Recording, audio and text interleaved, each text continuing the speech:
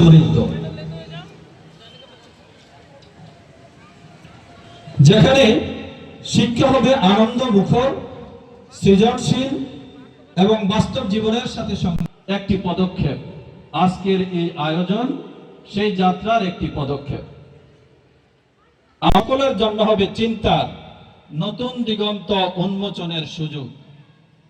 পরিশেষে আপনাদের সবাইকে এই নিয়ে যাওয়ার বিনীত অনুরোধ জানাচ্ছি।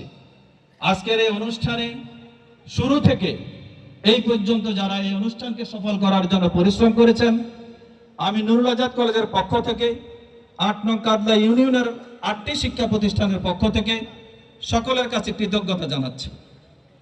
আমি একটু শুধু বলবো, ডক্টর আনম এহসানুল হক মিলন 1996 সনে যখন কচুয়ায় আসেন, তখন তিনি কচুয়ার মানুষের ভাই হয়ে আসছেন, উনি স্যার হয়ে আসেন নাই।